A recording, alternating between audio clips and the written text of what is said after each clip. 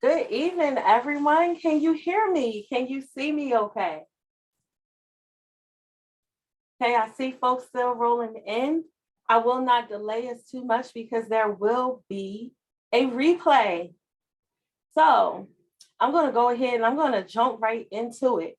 As we go throughout the recording, as we go throughout the webinar, if you have questions, please drop your questions in the chat box.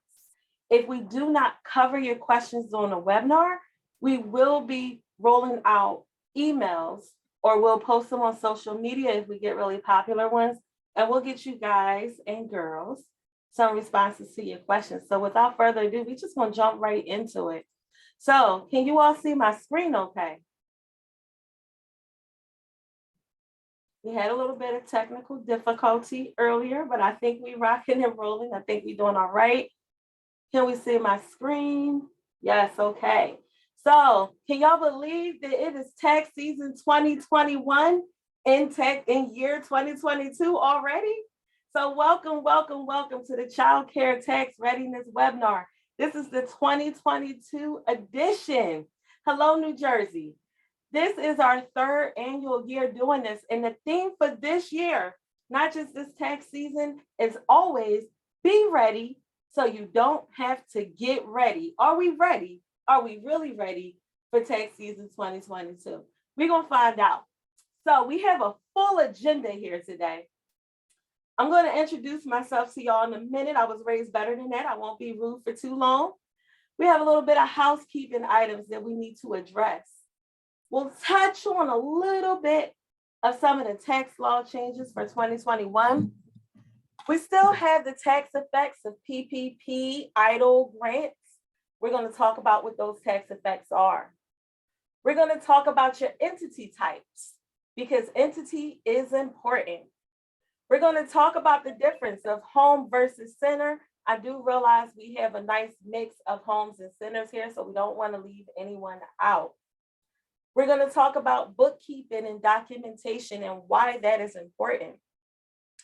We will take you through our tax preparation process overview and tell you what it looks like, how it is to work with us. If you work with us, why don't you give us a comment in a box? Give us a 100, because you know we always keep it 100 with you. We're also going to talk about help and things that you need to do and how you can be ready going forward. And we'll also get into some questions. Okay, thank you all. I can see the chat is working. So as I told y'all, I'm not rude. I'm going to go ahead and introduce myself. My name is Shanita Jones. I am your childcare CPA. And to tell you a little bit about myself, I have two wonderful but spoiled children. They are 23 and 16 years old. I've been married to my best friend for 15 years. He is a part of the firm and he's been trapped in the house with me during this pandemic for 2 years now. And I'm still here, so God be the glory. But I am a people person. I do miss people. I was so happy when outside reopened and it's starting to tighten up a little bit. So I hope that it doesn't stay that way long. A little bit of background. I founded Jones Taxes in 2010, originally to help people understand their tax returns. In my neighborhood, there was a tax shop that would pop up every season, come in just to collect your tax money, and then they would be gone when the IRS letters started rolling in or when there were situations that needed to be addressed. So I wanted to be part of the solution. But I soon discovered that our help was needed way before tax season. So what we began to do is we began to offer accounting, payroll, and other tax planning and tax representation services all year long to help business owners better manage their growth. I am a certified public accountant. This means not only did I victoriously make it through all 4 sections of the CPA exam, but I can represent my clients before the IRS. I also have 3 business degrees, and that's a little bit of that tech stuff going on. So I like to spend a lot of time helping our clients get to know their numbers so that they can grow their numbers. But today, I want to help you get through tax season and save as many of your precious hard-earned coins as possible with as least stress as we can maintain. So yes, there will be a recording available eventually. We will send it out. So the disclaimer, please note, all opinions that you hear expressed in this presentation, they are solely my own. Nothing you hear or see in this presentation should be construed as tax advice specific to your situation. For tax advice specific to your situation, you want to speak with a tax professional. And if you don't have a tax professional to consult, you can hire us. And at no time will we ever offer legal advice or legal services. For legal advice, you want to contact, you want to consult, you want to engage an attorney that is licensed in your state, preferably an attorney that has some level of familiarity in childcare. So we're going to go ahead to our next slide. I wanted to switch screens on you for a second so that I could look directly at the camera. Thank y'all for straightening assistant's crown and making sure I knew that I was looking at the other camera. So, okay, so we got this going on. Can we see my screen? Screen check, please.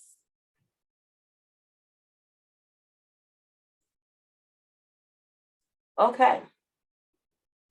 Once you begin to work with us for housekeeping, the best, I dare say the only way to work with us and to reach us, to communicate with us, to contact us is through the client portal. No Facebook inbox messages because it is not secure. We get social security cards through Facebook. We get bank statements. We get all kind of information that does not belong on Facebook. And every other week, we receive messages that people on Facebook, I'm sorry, if y'all could stop slacking me, please. Every other week, we get messages on Facebook that someone else's account has been hacked. Every other week, we receive a notification. I didn't mean to send that message. That wasn't me sending that message. So just think about this. Take this with caution when you are sending your information. Just realize that social media is not a way that you should be communicating any sensitive information about yourself or about your business, your children. So we will not be replying to those messages for your safety. So I think I fixed that.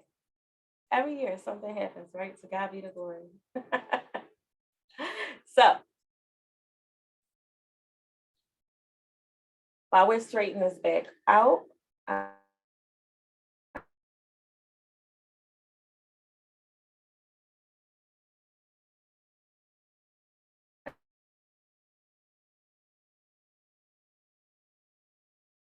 am going.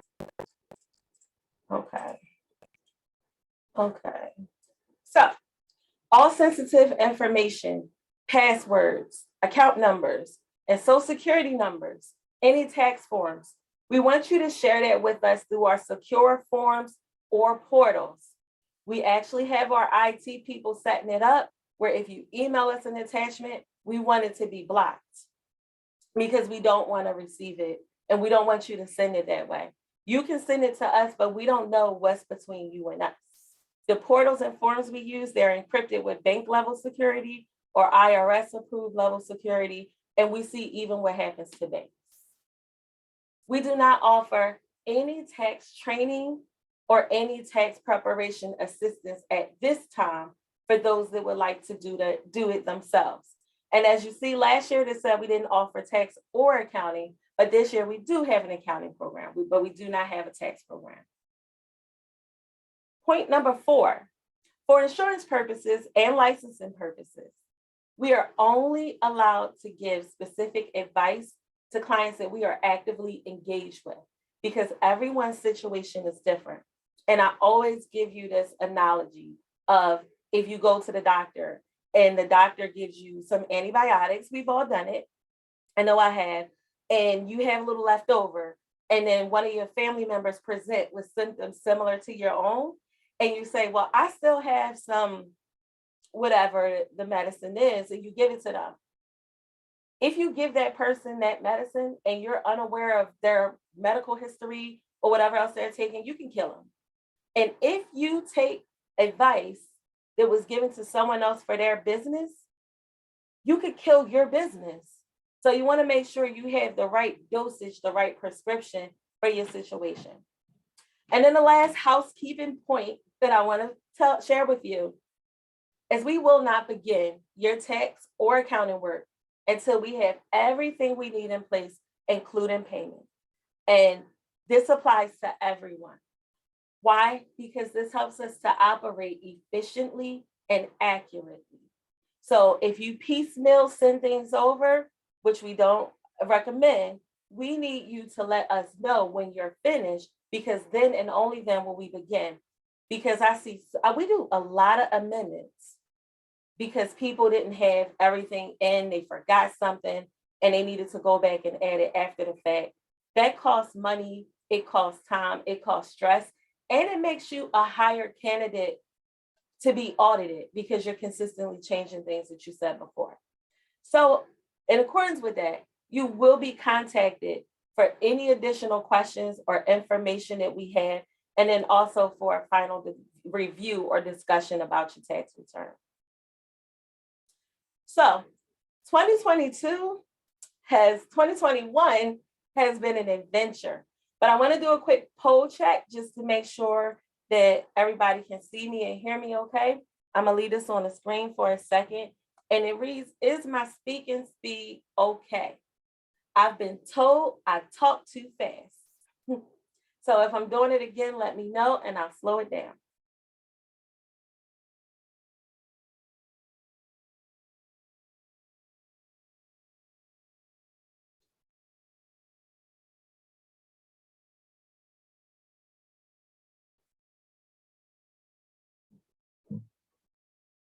Okay, praise the Lord. Thank you. So only 5% of the people think I'm speaking too fast, and y'all encouraging me because y'all know if you know me, I can go. But I'll try to slow it down. So 2021 tax changes. There are even more tax changes in 2021 that I've listed here, but I'm just going to go over the highlights that relate most to your childcare businesses and your personal return, the ones that matter the most. Number one, look out for the IRS Childcare Tax Credit Letter. This is letter number 6419. If you've received child tax credit, advanced child tax credit payments, you will also receive this letter. If you do not have this letter, your return is going to get lost in the IRS black hole. If you've been in communication with the IRS for any reason over the last 2 years, you'll know that the IRS is way behind, and they're only going to get worse because all of the things that are going out, all of these programs, these government funded programs, they're all being funneled through the IRS, and the IRS is understaffed. So if you receive child tax credit or advanced child tax credit, you need to provide this letter to your tax professional so that they can input this information on your return. Now, what happened in 2021 was President Biden decided to increase the child tax credit. It's now $3,000 per child, or if your children are under 6, it's $3,600, and it's fully refunded. Whereas in prior years, it was not fully refunded. And not only did they fully refund it, but they decided to start giving out payments. And these payments went out starting July 2021. And these payments were given to people that had claimed children in tax year 2020. So it was assumed by the government that if you claimed a child in 2020, you would be claiming the same child in 2021. The problem is, if for whatever reason you do not claim that child in the next year, you have now received a credit in advance that you may not be entitled to. So you know what happens? You pay it back on your tax return. In the form of your taxes will be higher, or in the form that your refund will be lower. But if you receive credit that you shouldn't have and is reconciled on your return, that adjustment will be made. There is no tax professional in America that can do anything about that. So this is why we need the letter. My suspicion is that the IRS will somehow block your social and prevent your return from being e-filed if your social indicates when it gets processed that you received this letter. No one's told me that. I'm just thinking based off of how they're doing the first-time home buyers repayment. So IRS letter for your advanced child tax credit. That is important. We will not file your return without it because they probably won't let us. The second thing you want is your IRS economic impact letter 6475. That's a fancy word for saying your STEMI letter. So if you receive stimulus in 2021, you are going to need to provide that letter. That letter or a printout from your IRS account.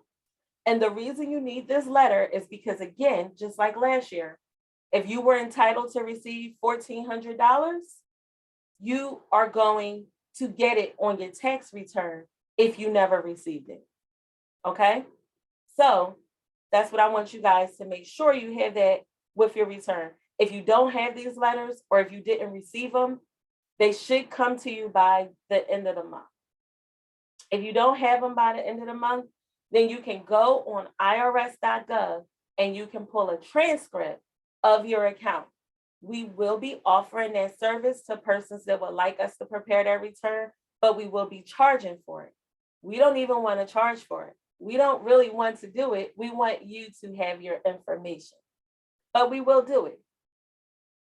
Another thing I want you to be mindful of for 2021 that we might have gotten used to last year, there is no exclusion of unemployment income. All unemployment is taxable at a federal level for 2021 when we file these 2021 returns. Last year, the government exempted $10,200 for qualifying taxpayers from taxability. This year, whatever you received in unemployment, that is what unemployment is going to be taxed at a federal level. Every state does not tax unemployment.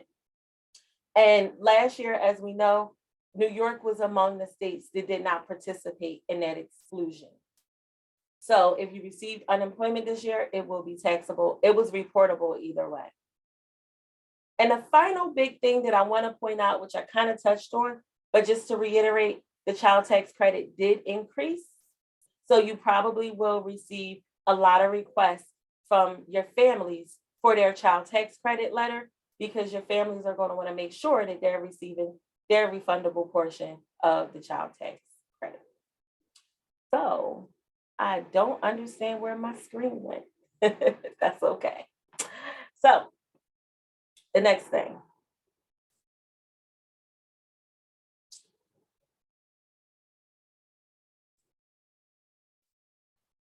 PPP EIDL grants and the tax effect. For giving PPP, that's the Payroll Protection Program, we remember these payments, right? These were the funds that we received to keep our people working and keep the payroll funds flowing. And at first we had to pay it back, and then we didn't have to pay it back. And then we had 6 months before we started, and it was 2 years. It was a lot of change and a lot of confusion. Well, now the government has determined that all PPP that was used according to their guidelines could be forgiven. If your PPP was forgiven, it still needs to be reported on your tax return. If you have an entity return, if your business files a separate entity different from your personal return, and we're going to get into that shortly, you will need to disclose this and show this on your tax return. And it's basically plus PPP money, negative don't tax PPP money. But the government wants us to disclose it. And I actually was in a training earlier where the government is actually talking about penalizing people for not doing it. The next thing I want to cover is EIDL grants. EIDL grants work the same way. Usually grants are taxable at a federal level, right? But the EIDL grant was explicitly exempted from being taxed by the government. So They want you to report it, but they're not going to penalize you. Failure to report it can be a problem for you. There's another tax credit that I did not list on here, and that is the ERTC, the Employee Retention Tax Credit. You know, that credit that some of the payroll companies process for us, where we had to be shut down or we had to experience a decline in revenue above a certain amount and a few other guidelines. Well, if you received ERTC in tax year 2021 for payroll in 2020, you may need to amend that 2020 tax return. So when you get that check back from ERTC, just know that that check applies to whatever periods. So you may not get one big check. They may give you several checks. So if your payroll expense has been reduced because you received the credit, the government wants you to reflect that on your tax return. Stabilization grants and revitalization grants. Your stabilization and revitalization grants, they may be exempt at a state level, depending upon your state.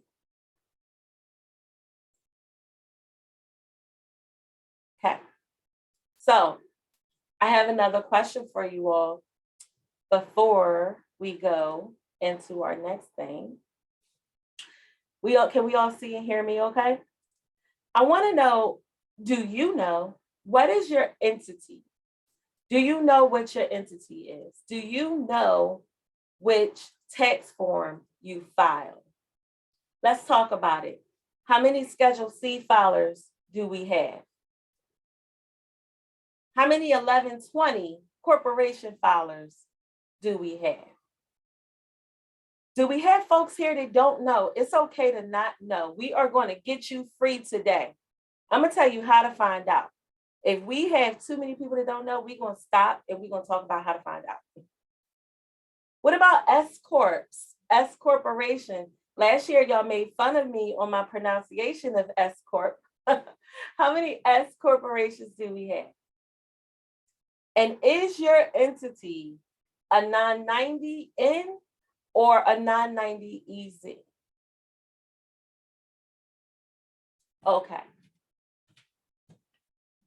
Okay, so we have 9% of the people that don't know. If you don't know what your entity status is, the best way to find out what your entity status is for you to look at your IRS EIN letter, look at your prior year tax return. You can call the IRS and you can ask them, what are my filing requirements for my EIN? If you ask them what your status is, they're going to tell you they don't know. They're going to just tell you what your status is. So, and it's important that we know what our status is, because knowing what our statuses are helps us to identify what we can and cannot do and what advantages are available to us. Okay, so 69% of us are Schedule C filers. We have, well, that just dropped. 14% of us are S corporations. We don't have any nonprofit people on the line tonight, so I don't have to go through my nonprofit slides. And then we have 11% of the people that don't know. So for those of you that do not know, please check your EIN letter, look at your last tax return, ask your tax professional. Okay, so let's talk entity. We're going to talk entity. A sole proprietorship. A sole proprietorship is a Schedule C. This person may be operating as a DBA, doing business as. They may be a single member LLC. Sole proprietorships get filed on your 1040 with a separate schedule attached, which is called a Schedule C. Now, usually I offer people $500 to Cash App, Zelle if they can show me a federal LLC tax return, but we're beyond that now, right? We know that I only do that corny accounting joke because I know it's impossible. That's why I'm willing to make such a risky bet. So a sole proprietorship, you cannot file that sole proprietorship tax return. You cannot say, I'm going to file my business return and then I'm going to file my personal return, because that sole proprietorship Schedule C needs to be filed along with your Form 1040.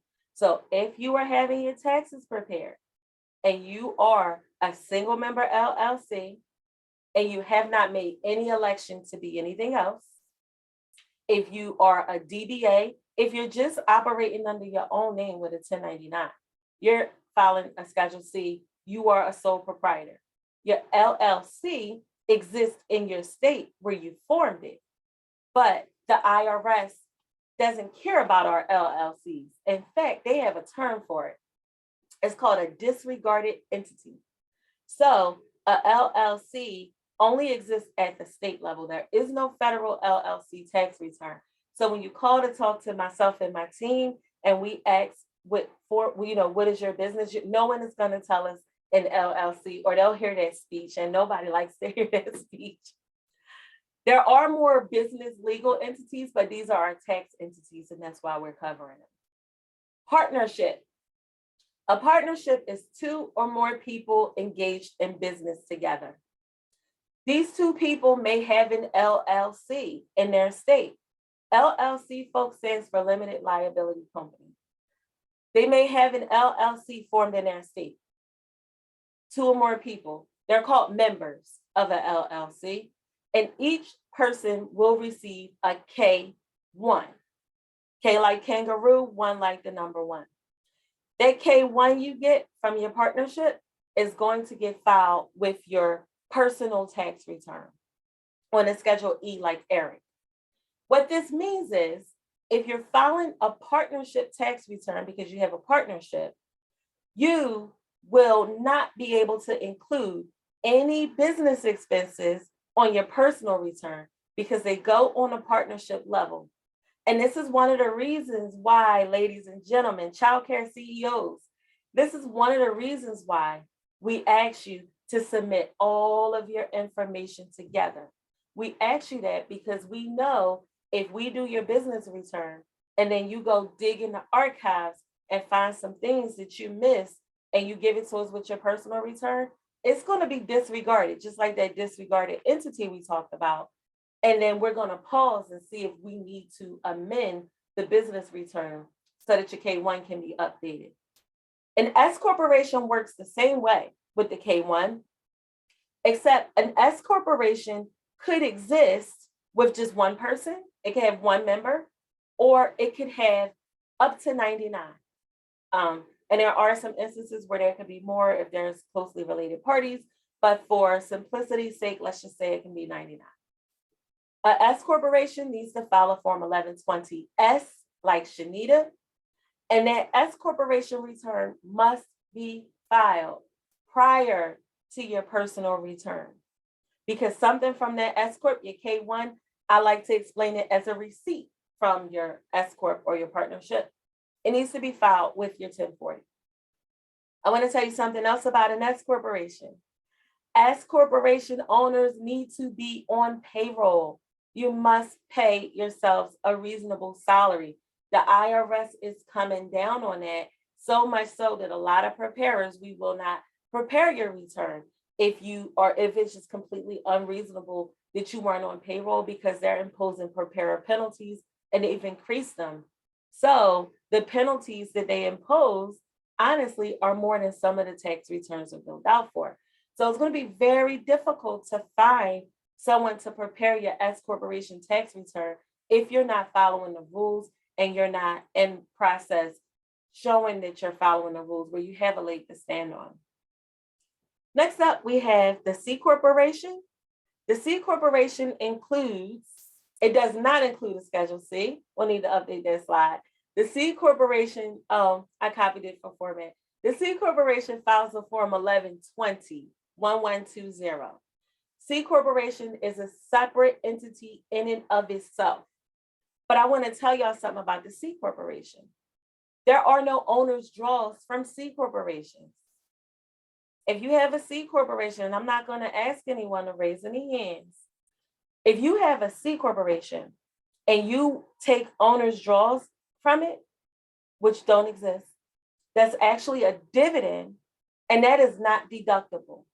So in a C corporation, that's why we say a C corporation faces double taxation, because that money that you pulled out outside of payroll, you get a 1099 DIV, is a dividend, and you get to pay tax on that. But it's at a lower capital gains tax rate. Whatever your regular tax rate is, that C Corp dividend rate is going to be a notch lower. And then you still get to pay tax on all the money that is still part of the profit, because that distribution that you took of funds is not deductible. Now with the S corporation, you can still take draws, but those distributions is actually the proper term from an S corporation. Those are not taxable because they're taken after tax.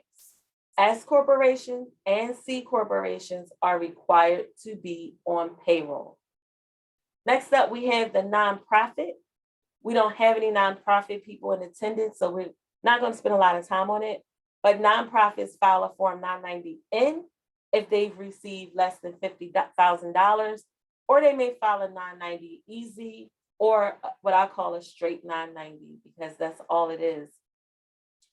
So before we get into our next area that I want to talk about, I just want to make sure that something else I said a minute ago, that you all heard it, and I want to make sure you understand it. And that is a question going back. I want to ask you about EIDL, the Economic Impact Disaster Loan. Is that loan taxable? That loan you receive from EIDL, is it taxable? Some people, maybe you got 80,000, maybe you got 90,000, maybe you got 17,000. Is that taxable?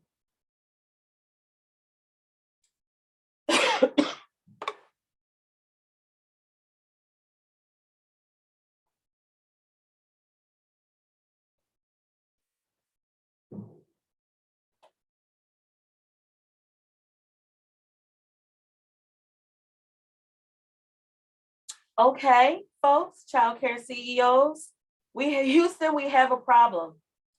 25% of us don't know. Okay? EIDL loans or anyone's loans are not taxable. If you have loan money in the income section of your profit and loss report, I want you to make sure that gets remedied. No loan money is taxable. When that PPP is forgiven, that is other income, other non-taxable income. Let's not pay more in taxes than we should. Last year, we discovered several people almost incorrectly doing it. I always say our clients do not, we have the best clients ever. Our clients are not dishonest people. In fact, they too honest, they overly honest. They are honest to a fault, to their own detriment, because they're thinking it's income because it came in, but it's a loan. And I want to help you today understand and remember why. If you receive that money and you have to pay it back, that wasn't really income, was it? Same thing when you make those payments are not expenses, it's just paying down the loan. The interest is an expense. Okay? So I want to make sure, oh, excuse me. I want to make sure you got that. So we get a lot of questions about the difference between home-based versus center-based. There are a lot of similarities. There's really only one major similarity between having your childcare business in your home and having it in the center from a tax perspective. And it shouldn't be from very many other perspectives. In a home, if your business is in your home, you get to deduct, excuse me, a portion of your utilities. You get to deduct, and I'm gonna run some down, but we are also going to send you all out our nifty 50 list of daycare deductions. So if your childcare business is in your home, we talking electric, gas, internet, phone, sewage, lawn care, repairs, gas to heat your home, whatever the expenses are, you're going to get a percentage. And that percentage is based on your time space ratio. Now, your time-space ratio doesn't, your time doesn't end when the children leave, because you still need to clean up, you still need to prepare for the next day, you still need to answer your accountant's questions that have been emailing you and sending you messages through the portal. Sorry, I got a little bit emotional. You still have business owner activities to do. Those things should be factored into your time. And when we get into your space, when you're having your taxes prepared as a home childcare, you want to make sure you have your calculations for your space, because the calculation looks at the total space of the home, the portion of the home used only for childcare, if any, and then the shared spaces.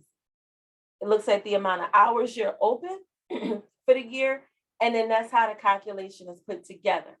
So that's why you get so many questions. But there's one more expense in here: depreciation. If you own your home, it depreciates over a number of years. We got another slide. We're going to talk about some depreciation.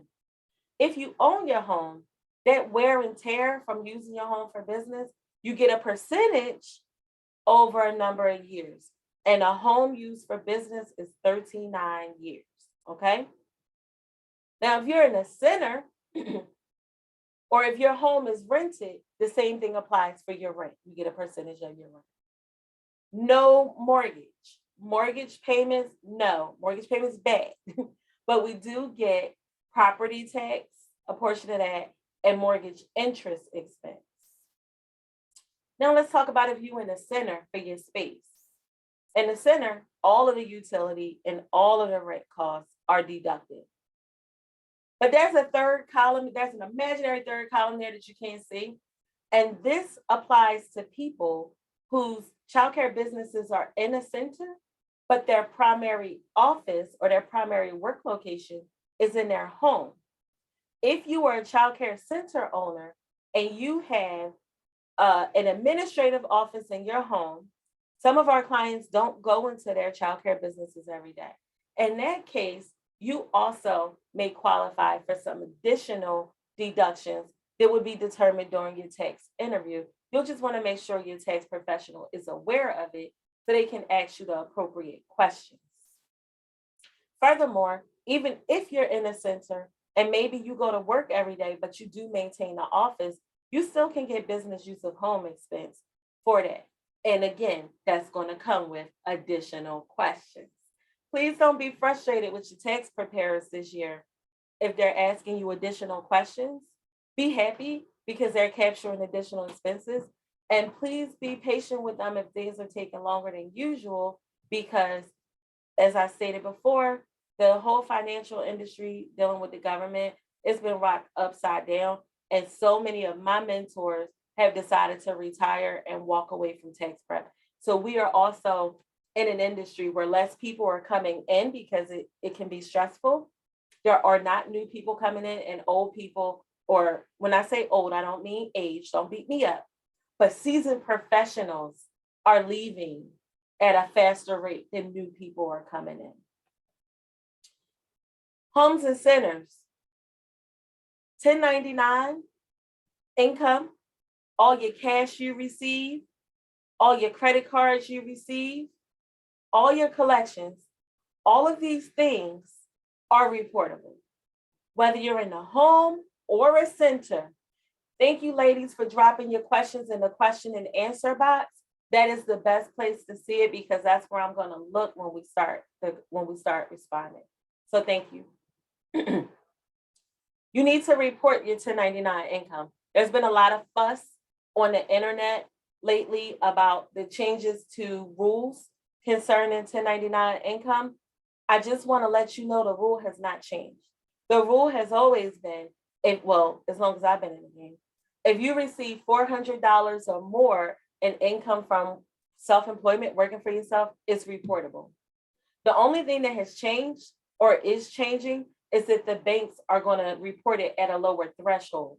And if you get 1099Ks from processing your Brightwill, your ProCare, if you're using PayPal, a credit card processor, instead, before you had to collect $20,000 or have 200 transactions. Now the government just said, we want it all. So nothing has changed. If we're doing what we're supposed to do, it makes us, as the old folks say, no, never mind. So both homes and centers, all of the income needs to be collected. Another thing that is needed is your payroll information. If you have employees on payroll, you will need to submit, or you should submit, your W-3 forms, which is a summary of all your W-2s, and also your state quarterly unemployment tax forms. You as a business owner are paying payroll tax, and if you don't turn in the documentation to your tax professional, you will not get the deduction.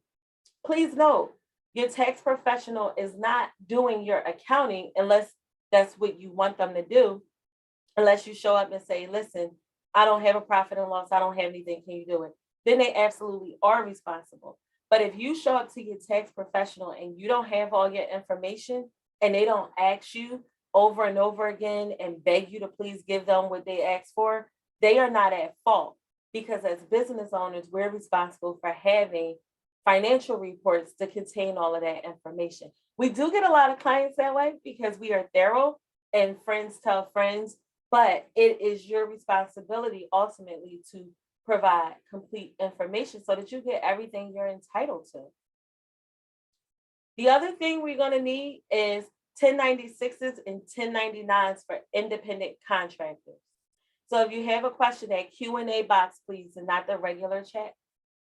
1096 and 1099s for independent contractors. I had a little asterisk there because when we talk about independent contractors, we want to make sure these people are really independent contractors.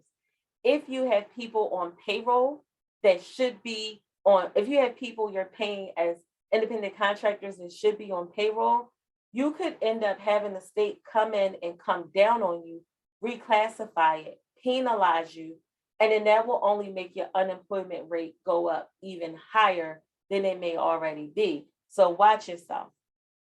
And just because someone asks to be on 1099 does not mean they qualify to be on 1099.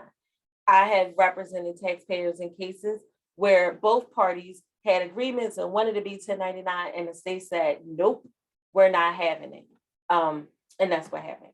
I also had a childcare case where this particular young lady would go around working at different childcare centers, and she had some reasons why she couldn't be on payroll.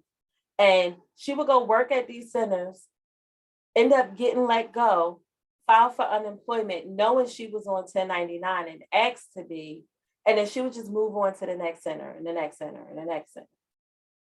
So be mindful that there are people out here that this is what they do, knowing that once they come to a tax professional like me and they tell us the story, oh my God, I owe all this tax, I made all this money. What do you mean? And then, well, what did you do? Well, how did you get this money? Well, you know, you can file this form and have that reclassified, and it'll shift the burden off of them and onto you. The next thing, repairs and improvements.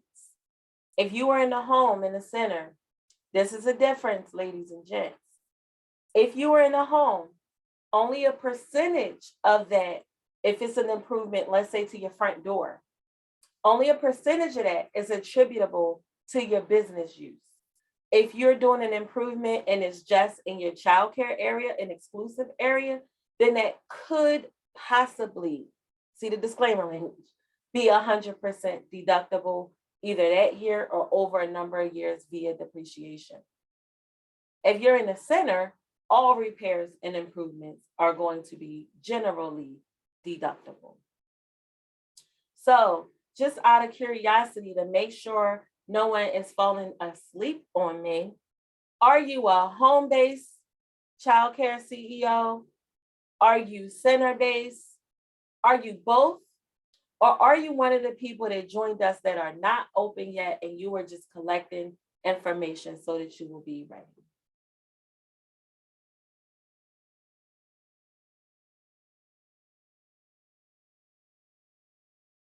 Letting us know the makeup will let us know what types of content is going to be more beneficial to the overall group. So are you home-based, center-based? Are you running both?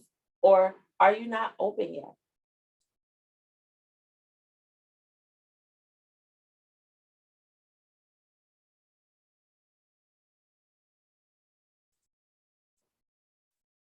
Okay, here's the stats. 59% of us are home-based.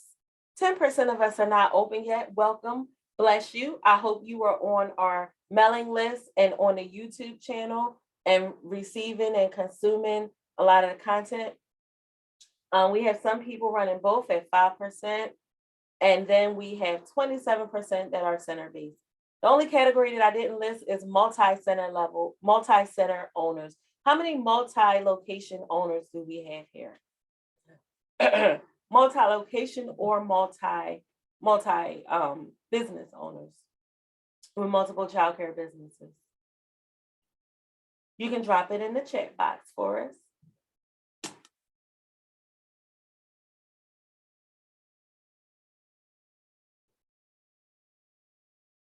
Okay. This is the slide where people normally start to get a little iffy. Okay. We're going to talk about bookkeeping and documentation. This picture, this is actual real life. The struggle is real. What some people's stuff look like. What do you need to have your taxes done by a professional? Number one, you need a profit and loss statement, either from QuickBooks, your childcare software, or manually prepared, unless you are a partnership, a S Corp, or a corporation. Entities. If your business files an entity return, then you are going to need financial statements. You're going to need financial statements because you're going to need to be able to produce a balance sheet and a profit and loss, because those are part of the tax return. The IRS has also increased their requirements and their scrutiny. They are tracking basis. And basis is a fancy word for saying all of the movement of pluses and minuses in the business per owner during the duration of the business. So if you have a partnership and you can't account for partnership basis, you're going to have a problem. If you have an S Corp and you can't do it, you're going to have a problem. So you are definitely going to need to have financial statements, even with a Schedule C. If you're thinking about buying a building, someone in the chat said that they are looking to open up another location. People are buying buildings, people are buying vans and buses and all these great things. When you go to that bank, they're going to ask for it. And it better match your tax return, or that's going to be a whole nother problem. Buying a home, need a financial statement. Getting your taxes done, you need a financial statement. And having it done throughout the year ensures you're more likely to not miss anything, especially deductions that can save you from owing as much in tax. Bank reconciliations. A lot of people don't know what a bank reconciliation is, and I don't expect you to unless you're a geek and this is what you're into. But reconciliation is a fancy word, and it means exactly what you were probably thinking in your mind. You think about reunited and it feels so good. You start thinking about when people reconcile. Same thing with a bank statement. A reconciliation simply means that what's on your bank statement is an agreement with what's on your profit and loss and what's in your balance sheet. So you want to make sure these bank reconciliations are performed to make sure nothing is missing. We catch fraud every month. Well, I won't say every month, but we catch fraud very frequently on our client accounts when we see something that we've never seen before while we're doing a bank reconciliation, and we're asking them, hey, what's this? How do I classify this? So our accounting software of choice, we use QuickBooks Online for our clients, and we do have a link where you can get a discount. I think it's like 50% off for up to 3 months. Now, we are not required to examine your receipts. We do not want your receipts, but we do ask that if you had renovations or major purchases done and it costs over $2,500, that you separately break that out so that we can comply with IRS regulations. What does this mean? Make it plain, Shanita. Okay, thank you. I heard you. It means if you put a new wall in, a new room in and it costs you $30,000, $5,000, and all of your expenses are $100,000 for repairs or reno, you need to break out with that $100,000, and you need to show $5,000 was for this, $10,000 was for that, because anything over $2,500 that's lasting more than a year, or is going to make it better, more useful, or last for longer, we need to depreciate that. So that needs to be broken out. So you will also hear us ask you, if we see a number in a repair and maintenance, we may ask you what that is. Now, if you have books, we can just log into your accounting file and drill down and get our answers for ourselves. But if you don't have that, then you're going to be asked to provide that information so that we can do our due diligence. And if we have to pause your return because you need something, then we may have to extend the time that it's going to take to complete it, because we do first complete in, first complete out. If you do not have accounting software and you are a Schedule C, you will be asked to provide all of your income and expenses by total and category. That means you don't need to give us January electric, February electric, March electric. No, electric for 2021, however much that was. Income from Brightwell, you'll have a 1099, but how much cash? Because the cash isn't on a 1099. Subsidy food program, we want it by type and by total for the year. And by category, which are expenses. How much was food? How much was supplies? How much was furniture? How much was coaching? How much was your accounting fee? How much was curriculum? That is all the things that is on the profit and loss return. If your expenses are not total, we can do the bookkeeping for you at an additional charge and prepare the tax return. If you would like us to do that, we would love to do that for you. But the first thing we're going to do is file an extension just in case. We will never rush the quality of our work to get it done faster, because that's not integrity. You can also decide that you would like to have us provide these services for you for 2021 forward. We usually pick up a lot of great new clients at the end of the year because they need their taxes done and their stuff looks like this picture looks, and they don't want to run into that situation again. Or they want us to have their taxes done. They want to have their taxes done, and then they discover that they're missing things because of the questions that we're asking. And sometimes they discover they've been missing things for years. If your expenses are not total, we'll have to talk about that. We will not add up your receipts. If we need to, we will. We don't mind, but that is not included in tax preparation. Estimated tax payments.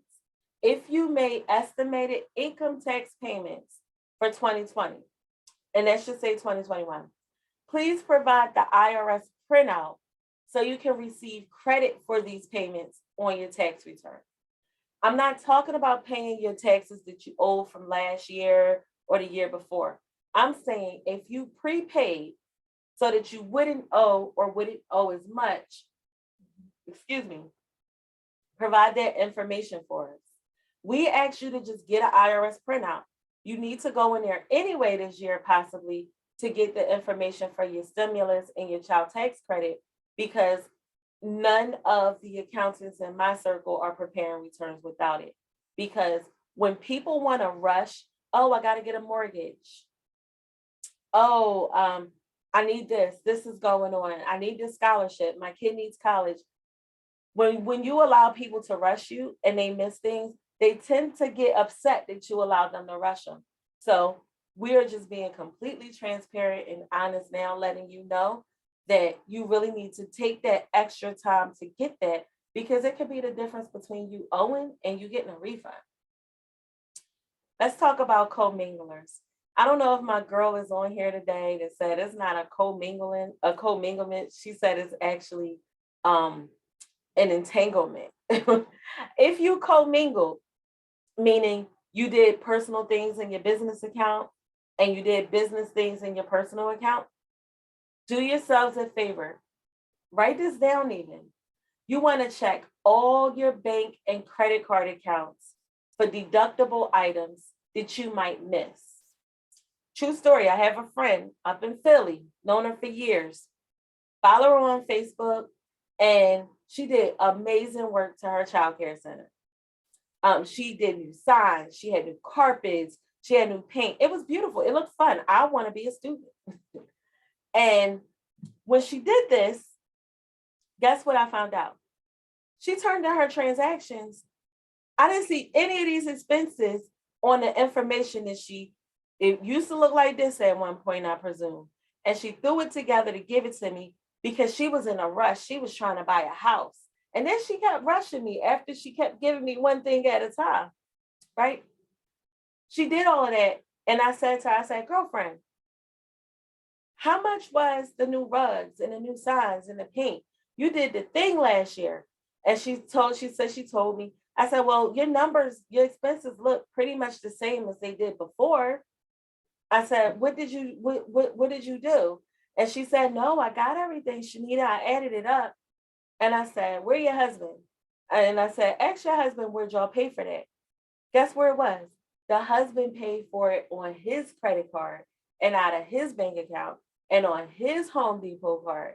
And the wife was getting ready to miss everything because she was in a rush, didn't do proper planning, didn't have proper bookkeeping.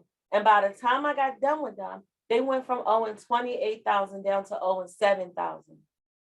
And they still got to buy their house. So this is why we stress these things. These things are real. So comminglers, we're not going to commingle anymore. We're going to be better. This is a new year.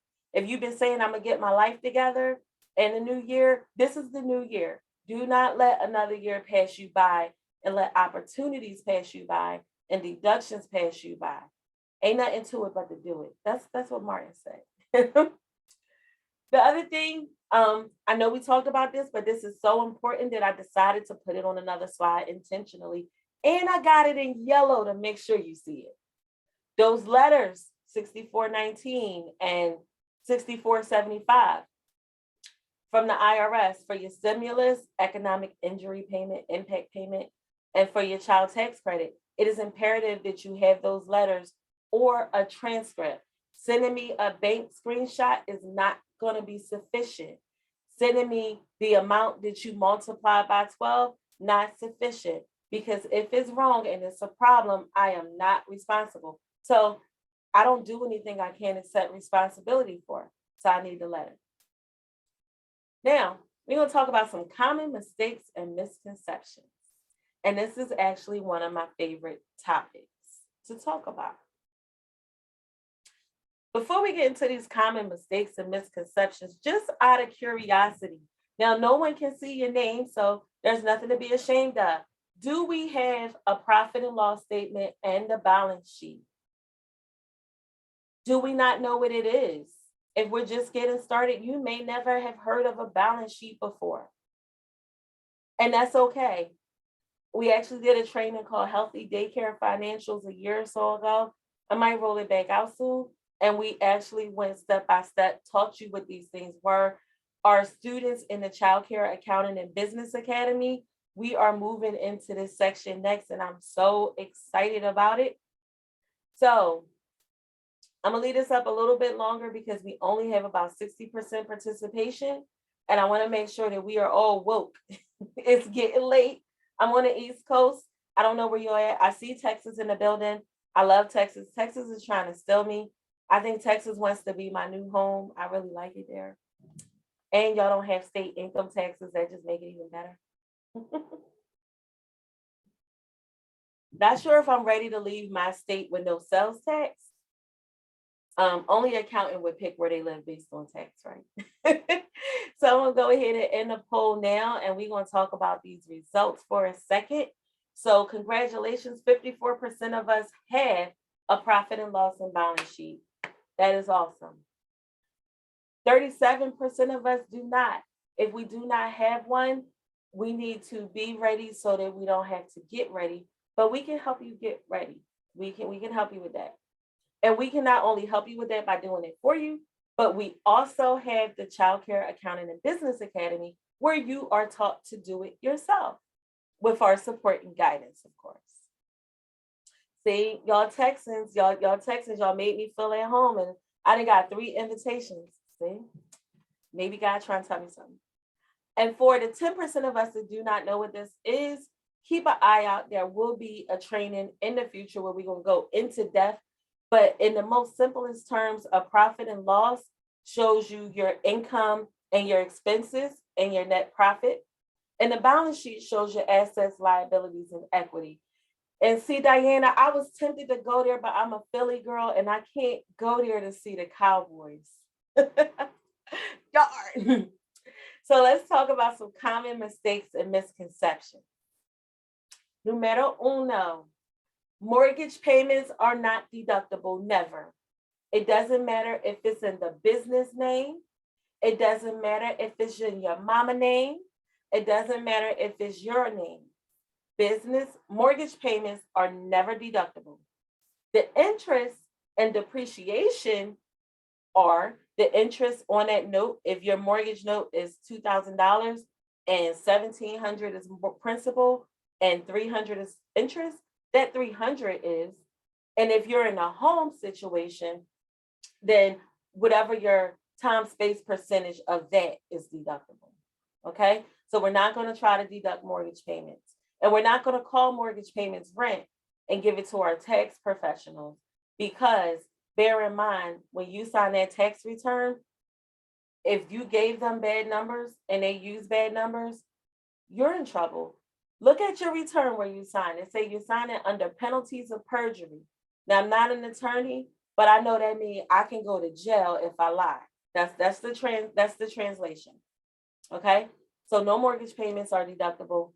Credit card payments are not deductible. The expenses, when you swipe that credit card, that's when your expense happens. So if you swiped your heart out, you was shopping till you was dropping in 2020, but you still paying that bill off in 2021, you should have gotten your expenses in 2020, and that bill you're paying off, you're just reducing the amount you owe, just like that mortgage. And this is why you need accounting records. Your balance sheet will show you how much of a liability you have. Your P&L will show you the interest expense you have. Last year, there was a lot going on about tuition for your school-age children being deductible, and you could get the educator credit if you had to homeschool your kids. That is not deductible. That is not true. We were still hearing some of that talk in the beginning of the year, but it has subsided. I just wanted to include that. I left that in the slide because, ironically enough, I heard it earlier today. So I actually threw it back. Professional hairstyles and clothing. How many of y'all think your professional hairdo and your clothes that you wear because you are the boss and you need to look good is deductible? I love you, bless you, but that is not deductible. The government does not give you any tax break because you got your nice outfit, because you, I see people talking about dry cleaning. People say, oh, I have to look presentable because I'm the CEO. It is not deductible. If you can wear that attire any place else and not look ridiculous, it's not deductible. Now, if we got a logo embroidered on it, maybe. No Gucci purses, no Chanel. None of that is not deductible. Sorry. And your hairstyles and stuff is not deductible. And Miss Teresa says I just want folks to walk around ugly. Well, Miss Teresa, you can never be ugly inside or out. So sorry to break the news to you ladies, but I must tell the truth and shame the devil. How many people think it is deductible for you to write your gas off because you got to go to work every day? So we may see a lot of people deduct a lot of things, Alexis, but just because people do it doesn't make it right. And just because people get away with it don't mean they always will. And you might be the one, you do one thing and you all caught up. And I'm going to tell you a little bit about how IRS audits work. They come to you because they auditing, they know you a childcare business, but you didn't report any cash income. you only reported 1099 income. And the IRS decides to audit you. So while they're looking at your income, they say, well, let me look at her expenses because I could figure out if she really could have afforded this because her income wasn't high enough. So they'll catch you up. And while they're looking at your expenses, when they see nails done, hair done, everything did, they're going to get you. And then they're going to start digging. And then they start opening up other years. And I've seen all this expand. Being one of the only CPAs I know that specializes in childcare, on every single continuing education thing, they always want to talk about childcare. They always want to talk about the daycare audit case or the childcare center audit case. And all my accountant friends look at me and they laugh at me and they say, Shanita, get your people. And daycare is the reason why they look at childcare, barbershops, and hair salons so heavily is because these are cash businesses. Money come in real fast. And the IRS has it, Google it. I ain't even gonna send you the link. They have an audit technique guide just for daycares. So they have people studying how to catch you. But I'm studying how to keep you from getting caught, from doing things to be caught for. So commuting to and from your primary work location are not deductible, whether you want a W-2, whether you are on a, whether you are the business owner. Primary work location is not deductible. That's why if you have a business in your home, we want to ask you about, do you have an accountable plan in place? And what is your primary work location? And we do save all of the responses that you give us. Uncollected tuition. How many folks are writing off money that families owed you and they did not pay you? They left, they gave you their word, you were trying to help them, and they never paid you. So when you filed your tax return, you went and you said, Miss Tax Preparer, I didn't get X amount of money. Well, Miss Vernexia, I'm sorry. I agree with you. There would be a better deduction, but that is not deductible. If you are a cash basis taxpayer, and most of us are cash basis taxpayers, we pay our taxes based on income when we receive it, not when we earn it. So because we pay taxes on money when we earn it, when we receive it rather, if we never received it, we never claimed it as income. So we don't get to deduct it. To do so would be double dipping. Now see, Ms. Vernexia, I don't want you to come beat me up, right? Because I'm 5'0" and people my height don't fight. I don't want you to come beat me up. You may not like the rules, but I'm telling you, there are so many things that you can do and you can take advantage of, and you can sleep easy and not have to worry about, are the people coming for me? So I got you. With the nifty 50 list of daycare deductions, we will make sure you get it. Personal expenses, they are not deductible. They do not belong on your profit and loss statement. We took on a new client, and on her profit and loss statement, she actually had, we will give her a name, and I'm gonna give her a name of somebody that I see in the chat. We're gonna call her Francesca. I'm gonna pick on Francesca because she's so fun and lovable. And it said, for example, Francesca personal expenses, and she had it on her profit and loss. And she thought her net profit, let's say it was $100,000, because those expenses were there. But once I took out the $150,000 of expenses that didn't belong there, now her net profit was $250,000. Okay, so personal expenses do not belong on your profit and loss, and you should be transferring that money to your personal account and doing whatever you need to do with it. Another common mistake we see people do is they fail to have an accounting system. And this right here causes business owners to miss thousands, tens of thousands of dollars in tax deductions and pay too much in taxes. You know what else it does? It makes proper tax planning virtually impossible. So there is a difference between tax preparation and tax planning. If you come to me and I'm your tax preparer, I am not your accountant. I have been engaged to prepare your taxes. My job is to prepare an accurate tax return ask you all relevant questions to the tax return. It is not my job to plan for the future. We offer that service, but that's a separate and distinct service. You could think of it like childcare and before care and after care. If they come to your childcare or they come to your pre-K program, you're responsible for pre-K education. If they want before and after, that's different. You can talk about it, but it's not included. And when you show up at tax season and you want to get your tax return done at tax season, and you also want to do tax planning, how can I save in tax? It's usually too late. This is a year-round thing that needs to happen. And I want you to also remember that your tax person may or may not be your accounting or your bookkeeper person, and that's okay.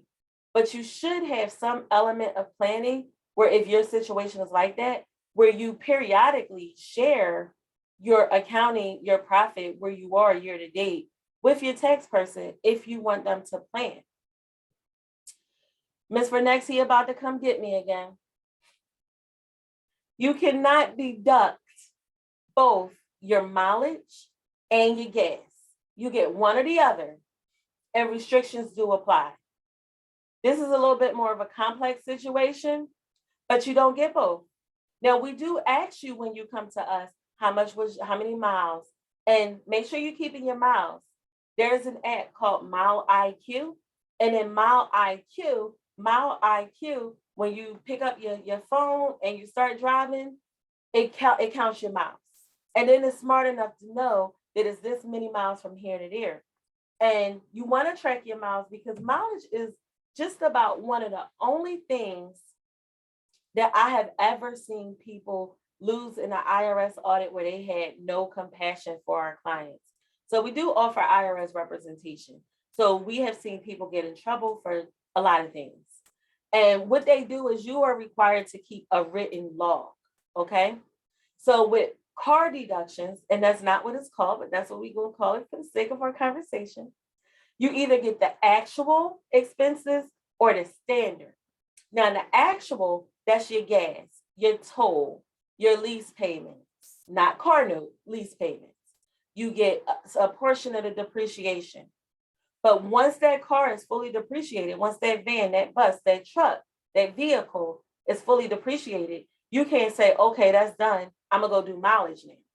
So if you start one way, you often cannot change. That's why it's important to consult your accountant, your tax accountant, before you do things, so you know what's proper and how to come out on top. Now, if you're doing standard mileage, you get the standard mileage rate. It hovers every year between 56 cents and 60 cents a mile. You might think that's peanuts, but it's a lot more money than you expect, especially if it's a vehicle that's not used 100% for business. So a good tax professional will ask you all of these questions and then give you the higher deduction, whichever it is that you qualify for. So I'm going to ask, do you all have an accountant? No, but I have a tax person. Yes, I do. Or no, but I'm interested in getting in one.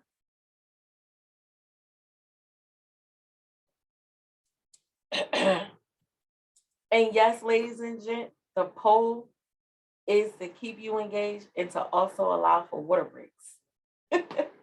So I see I have some coaches on here, and I see I have some other educational course creators on here. So yeah, I'm telling you all the secrets.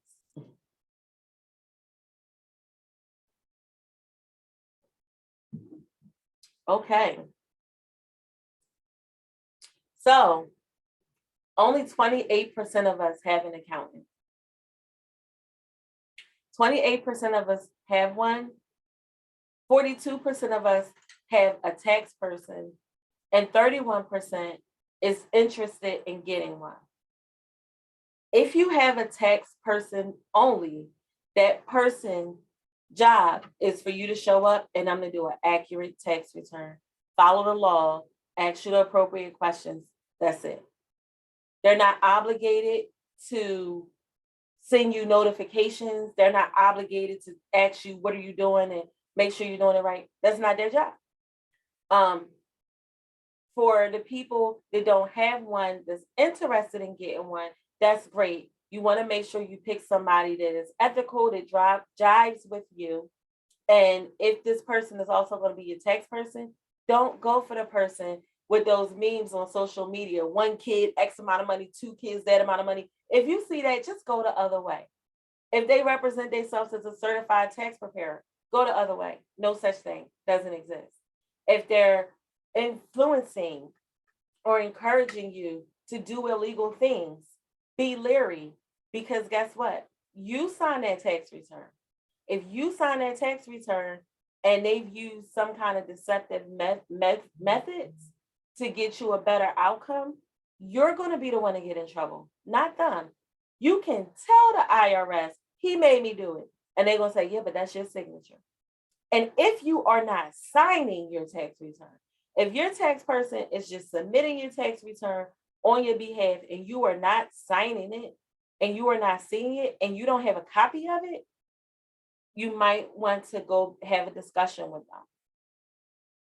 So now, another common mistake that we see, I mentioned it before, I learned by repetition, and I am very guilty of assuming that other people learn the same way I do. If you are a sole proprietor or a single member LLC, your business and personal tax information must be filed together. You cannot do your personal return and say, oh, I only did my personal, now I need to do my business. If you did that, you will need to file an amendment. And if you don't do it in adequate time, you will get a letter called a CP 2000. And that is a letter that comes directly from the IRS. And it says you didn't report all of your income or your expense, all of your income, because the IRS don't never care about your expenses. They only care about your income. And they send you a bill with penalties and interest. Now, if you are a partnership, S corporation, or a C corporation, your business must be filed before your personal return. Information from the business is needed for your personal return. If you were a C corporation and you took out those draws, where there's no such thing in a C corp, which are really dividends, you should also have a 1099 dividend from the C corp. You should be on payroll if you're an S corporation or a C corporation. Failure to be on payroll is a big problem because you're not paying sufficient payroll taxes. And many tax preparers will not prepare your return unless that first year we can find an alternative way to ensure you pay taxes, because they are penalizing preparers, and preparers don't want to lose their license or their money, their hard-earned money, for breaking the rules. So you might be asking, well, you done told me all this stuff, Shanita. You done told me what I shouldn't do, what I couldn't do, what I need to do. And if you tell me about the 6475 and 6419 one more time, I'm just going to snap, crackle, pop. That's okay. I'm telling you because it is that serious. After everything that the tax community has endured with PPP, EIDL, stimulus, unemployment, we cannot take it anymore. So you need to have those 2 letters. We need unexpired identification. People send me selfies. It's a box on a form that says upload your ID, and people send me selfies. While I love to see your beautiful faces and your fancy hairdos and your professional headshots, we actually are required to have your identification. We also need to have ID for dependents. If your dependents are minors and you're claiming child tax credit, or maybe you qualify for earned income credit, we need to have proof of relationship and proof of residency. You might say, my 2-year-old don't have no driver's license. I know, but your 2-year-old has a Social Security, a birth certificate, and something from the medical department, maybe health insurance, maybe a shot record, because the same way your state gives you regulations, on what you're supposed to have, they give us regulations to maintain our licensure as well. So we're asking for these things because we're required to have these things, and because the penalties for not following the rules cost more than we charge for the tax returns. So what sense does it make to do that? If your tax preparer is not signing your return, go home, look at it at the bottom where you sign your return. Now, they may not sign it with ink because we are allowed to electronically affix our tax professional preparer ID number. But if your tax preparer is not signing your return, you may want to have a conversation, because it is required. If we're paid to file a return, we have to sign it. And if we're paid to sign it, we're going to make sure we did our due diligence, because we don't want to lose our license. If you are married filing separately, somebody is not going to like this. If you're married, you got a few choices. Well, for simplicity, in most cases, if anyone lost their spouse this year, my condolences, my heart goes out to you. But if you're married, you're going to either file married filing jointly, you're going to file married filing separately. Okay? If you're with your spouse, if you are still married, you still live in the same house, and the last 6 months of the year, nobody was separated with the children, that is your filing status. Married filing separately or married filing jointly. Your old tax pro might have filed you head of household and your husband head of household and split the kids down the middle so we could get the most money. That is illegal. And if you are doing that, I've been seeing a lot of people end up having trouble with that. And you know, when they usually get caught up, when they go send them kids to college, and now the IRS is doing random audits on it.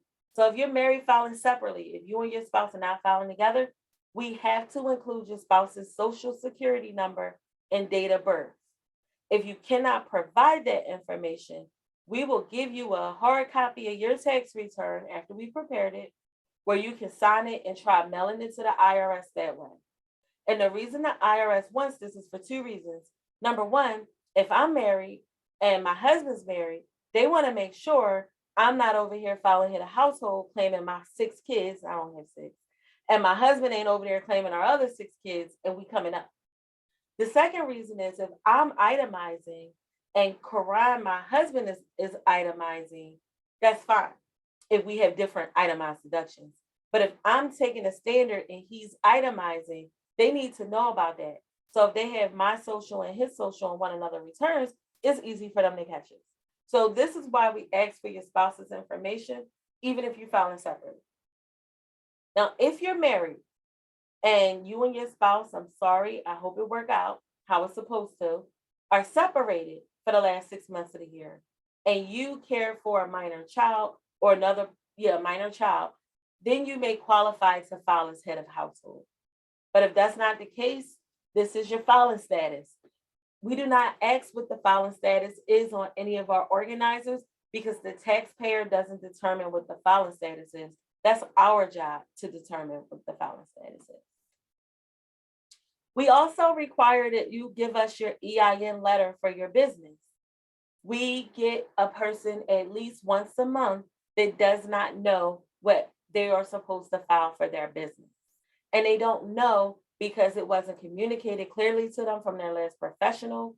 Maybe they filed to change to be taxed as an S corporation or a C corporation, and they don't know if it was approved. This is not required by the IRS, it's required by us so that we can provide the level of service that we feel our people deserve. So if you got a business, we want an EIN letter so that we can file a proper return. Yes, we can amend if it's wrong, and yes, we charge if it's wrong. But again, we just want to do it right, the right way, right away, the first time. We ask for your prior year tax return. We ask for your prior year tax return because there are some credits and deductions that get carried forward into the next year. There are people that sometimes forget that they had different things. So if we look at your last year tax return and we see that you usually have expenses for this or income for that, or maybe you claim X amount of kids and this year that's not happening, we want to compare. If we do your return and you get a way bigger refund than you normally get, I don't want to just say, here, Ms. Vernexia, you got a refund. No, I want to explain to you why so that you understand. I want to pause there on explaining why. We record a video for every single tax return we do, where we walk through it line by line, precept by precept. And you know what? Then we ask you to sign it and we talk about it. But the reason why we record this video is because we want you to be able to look at it, let it marinate, let it play. I still see people, oh, we get a notification when you watch the video, and we can see when you watch the full video or if you just clicked it. And everybody has a unique password, so Samantha can't see Angela's tax return. Stop doing this, ladies and gentlemen. Take the time out and understand what's going on with your numbers. If you get a video to watch before a discussion, we want you to do that so that you can come and ask informed questions, so that you can ask questions relevant to your business, so that you can understand, why is this change? Why is this happening? What did you do with that information that you asked me for? We're business owners, and we want to be responsible to ourselves. You deserve it. You owe it to yourself. That's an extra step we started doing a couple of years ago, because we want to make sure you know what you're signing. Because when you sign that tax return, if it's wrong, if you accidentally left off 25% or more of your income and you get hit with an underpayment penalty, guess what? It's not on me, it's on you. But because we are the accountants that care, we care about our people, we want to make sure you're not blindly signing something and you don't know what you're signing. And that goes to why we want the prior year tax return as well. We also need that profit and loss statement, or a completed form detailing income and expenses in total by category. We are accountants, we do math, we can add and subtract, but if we have to do bookkeeping, then we have to do it under a bookkeeping engagement. We also need balance sheets for partnerships, S corporations and C corporations. This isn't our rule, this is the IRS rule. Any IRS or C corporation approval letters, if you change your tax status, you don't become an S corporation because you watched my YouTube video on S corporations and decided that was the best thing for you, or because your girlfriend said that you should be an S corporation. You become an S corporation after having a calculated, informed discussion with your accountant, and then you request the IRS to approve it. You don't become an S corporation until the IRS approves it. We get people every day, oh, I need to file my S corporation tax return. Okay, where's your approval letter? What do you mean approval letter? I decided. That's not how this works, okay? So if you have those letters, we need to know the approval date as well, because it goes on the tax return. And if we see it on a prior year tax return and it was done by a tax professional, the IRS says that we're allowed to take that, but I still like to see the EIN letter when it's possible, but I won't require it if I see a certified public accountant or an enrolled agent did your last tax return, or a reputable tax professional that's non-credentialed. All 1099s, W-2s, and tax forms. If you receive 1099s and or W-2s, we need those tax forms. Last pay stubs do not work, do not apply. We never have and never will, and I know I shouldn't say never, unless the rules change, do anything with last pay stubs. So if you're getting your taxes done, we do need all of these forms, not an estimation of what it might approximately be. Likewise, if you didn't receive a 1099 and you earned the income, like let's say you drive Uber, Lyft, or some other sharing ride service, you are still responsible for that, reporting that income. Remember, the IRS is changing the regulations to make banks report money in and money out. And it's because of things like that, because people aren't following the rules. For refunds, we need your direct deposit information so we know where you want your money to go. We do not want you to send that to us on Facebook Messenger. If you're talking to me on Facebook Messenger, talk to me and we can say hi if we chit-chatting. But if you start talking personal information, I'm checking out of the conversation, because I do not want to be a privy to anything happening to your information. You have to complete our questionnaires, no exceptions. There's one for business and there's one for personal. We need this because this is how our systems work. When you complete the form, once payment and signatures received, it advances to the next step in the process. If you don't complete the form, you don't get in the process. It doesn't matter how many things you've uploaded. Our system doesn't work that way. And we don't keep a lot of people on staff to manage it, because then we would just have to charge you more money to pay for people to manage things. So everybody has to complete a questionnaire. And everybody it's included in the questionnaire is an engagement letter. So that's saying, I give you permission to do my tax return, and you all can read it. And there is a non-refundable deposit. When we receive your information, we have to go through it. We have to organize it. We have to formulate all these questions to help you come up with things to deduct. That costs time. There is a deposit. If you decide, you know what, I'm not going to file my tax return, that is okay, but the deposit is non-refundable and is minimal. We reduced the deposit this year because we need to increase the amount of deposits that we receive so that we can give you the service that you need. After you pay your deposit and we receive your information, you will receive an invoice with the total amount, with the credit for your deposit. So we're not keeping your money. We're just applying it towards the service that we're providing. If you got unemployment, we need the unemployment tax return, the tax forms. And again, we will not start until everything, including payment, is received. So this is an outline of how the tax preparation process works, how to work with us. And I was doing graphic design again.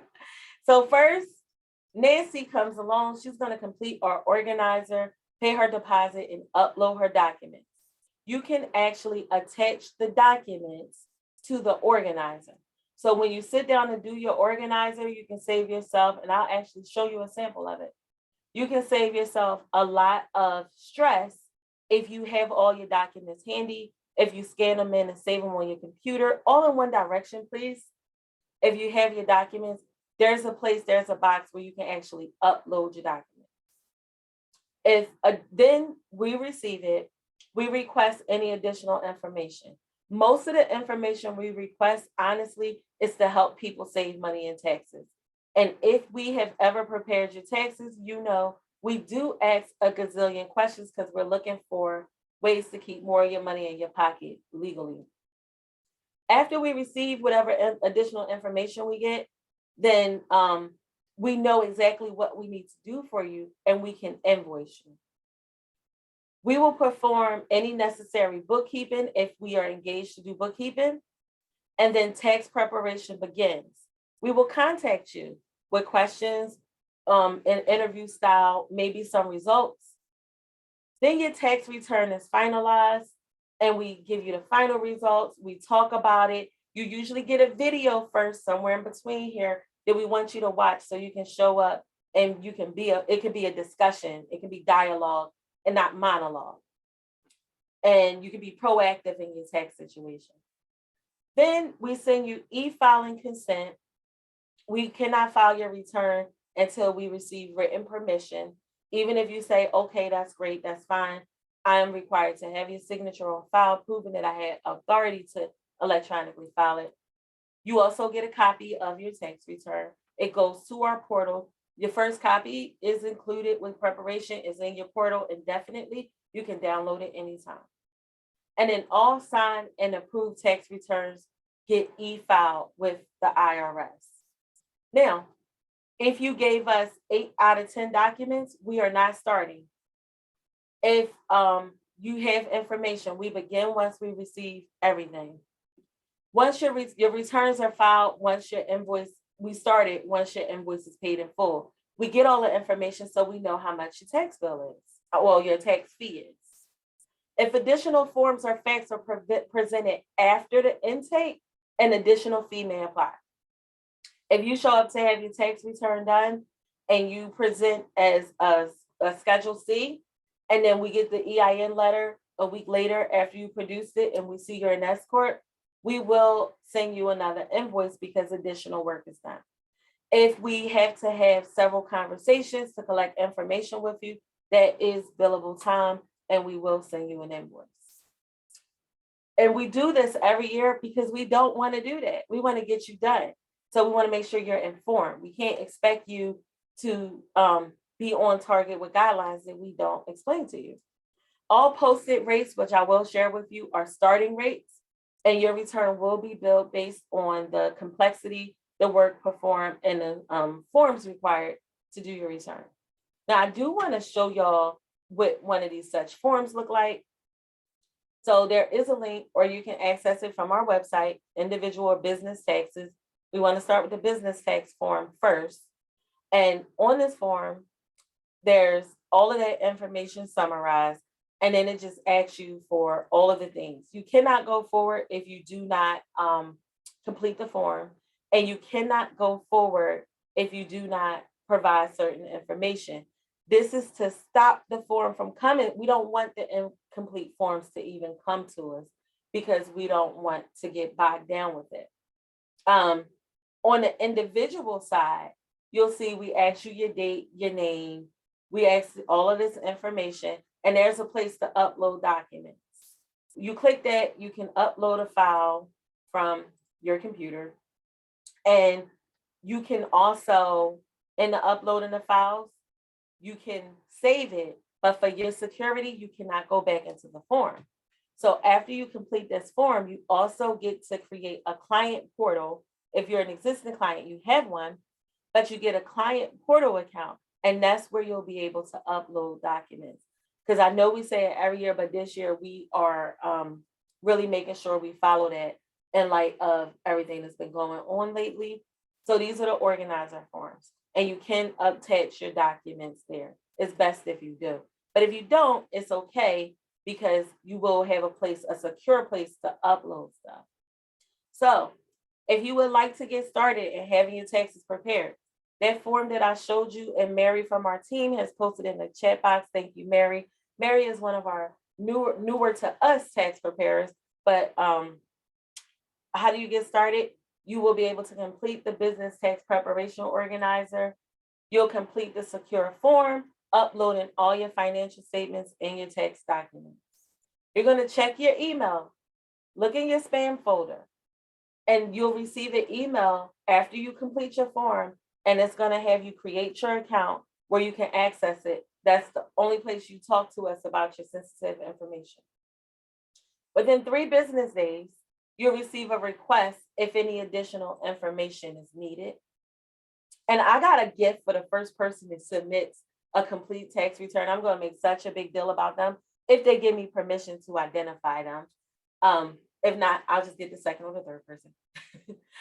You may also want to visit us on the web at jonestaxesonline.com, and you can click that button where it says Start My Tax Refund.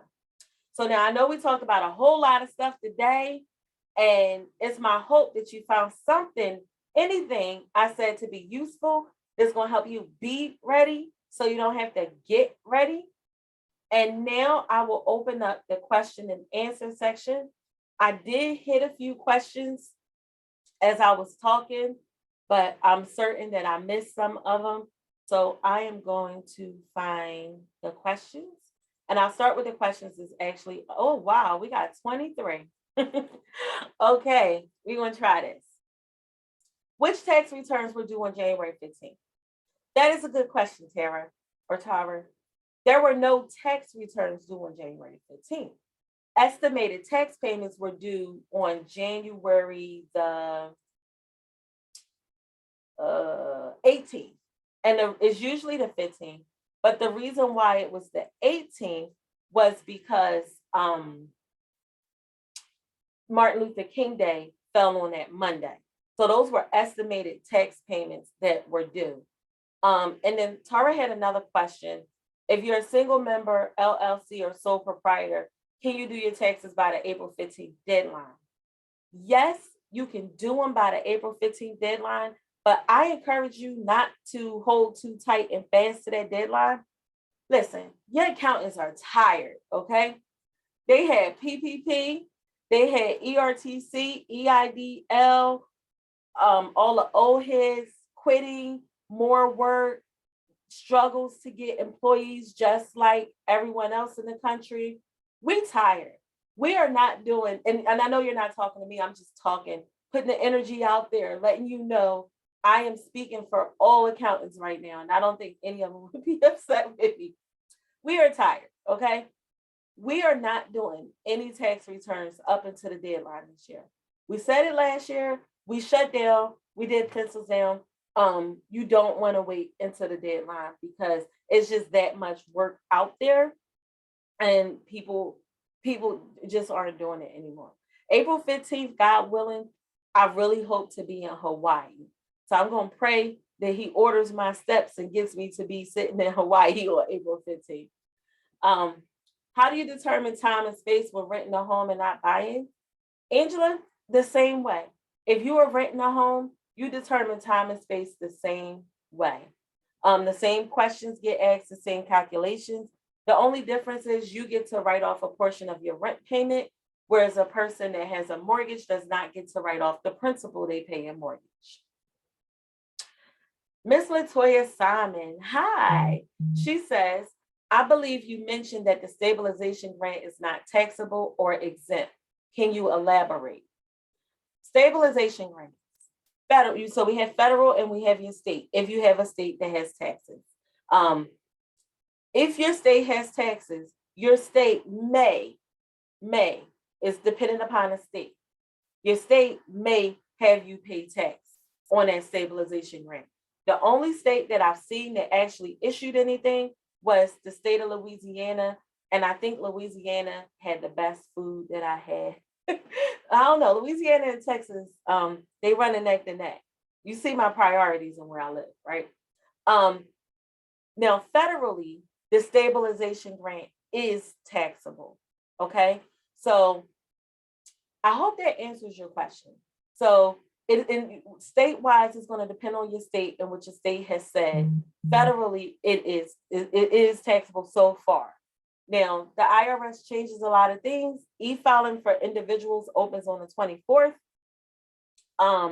Now, when you get grant money, if they give you $100 in grant money and you spend it on $100 of expenses, well, it's not going to be taxable just because it's not going to be there. So try not to be too afraid about the taxability, but I've seen a lot of people get large sums of grant funding the last 3 days of the year, and that hurts because they didn't know they were going to get it and they didn't know they had time. They didn't have time to plan. Miss Flanagan, she says, I have 2 facilities, a 2016 trailer, and a house that the top portion is used by my son. I use the basement and yard as my daycare. I use my home. How do I break that down? Can I include both as a sole proprietor? I've been in the business since 2004. What am I able to claim? Miss Susan, I love how you put that question together. That is a specific question. That's a question that would actually, the calculation would be done by asking for the square footage of all of these different places that you maintain. So how you break it down, like the math of it, that's I can't answer that question in the scope of this because it's a calculation and there's other questions that would need to be asked, including questions about the hours, because it's the time space. So it's not just about the space, it's about the time as well. Latoya says, I'm not familiar with owner's draw. What are the pros and cons? Owner's draw is a benefit or ability or a right or a method by which a person that owns their own business that is a sole proprietor can pay themselves. So I do have a video on, I think it's on the YouTube channel, the Childcare CPA, and on my public profile page, Shanita Jones CPA. I think we had a YouTube channel out, link available as well. Christine, will you drop it, please? But on a sole proprietorship, owner's draw is how you pay yourself. You just take money out. I don't really see any pros or cons of it.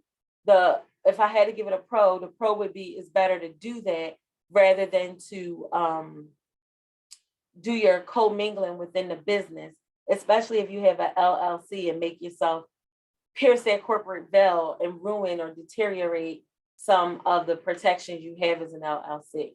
If you are an S Corp and you're taking the distribution, the benefit is that if your situation permits, and I'm not telling anybody to go change their tax situation, this is not advice, but if your situation permits you to be an S Corp and that's the best thing for you, then you're essentially able to get part of your salary as a W-2, part is draw. And the draw part, the benefit is that you're not paying self-employment tax on it. And you should not become or change your tax situation in any way just because it worked for someone else. You really want to pay for a consultation. People that sell information, they sell information. So they will tell you the what and the why and the how you got to pay for it. So be careful and be leery. Do you have offices in Chicago? No, we do not, Tyon, but we do work with childcare business owners in all 50 states. And most of our clients that are even here on this thread are not in the same state as us. So Kashani, that's a pretty name. Will we get the slides? I do not give out my slides unless it is a paid presentation, but you will have access to the PowerPoint. Mary is asking for Tyon. Thank you. That was so kind of you, Mary. Can you get 100% deductions if you no longer live with your business? Well, you should. I'm not sure I understand that question, but I think the question is, I used to live in the same house as my business. I don't anymore. Can I get 100% deduction? And the answer is you can get 100% of anything that is ordinary and necessary in the course of business. That's the IRS lingo. Ordinary and necessary. Is it ordinary for you to buy this thing? Is it necessary for you to do your business? If that item is ordinary or that expense is ordinary and necessary, you get to write off 100% deduction of it. If you had a family childcare home and you moved out into another home, you outgrew it, barring any rules about the states and licensing, and if you need to live in your business, your childcare home in order to qualify, setting all that aside, if that is 100% business, then you get to deduct 100% business. Alicia asks, if I had a service done for $2,400, do I need to ask them for a 1099-K? Okay, that question is a good question. I like that question. It is flawed, but I love how you're thinking, Alicia. If you had a service done and you paid someone $2,400, if you pay someone over $600, you need to ask them for a W-9.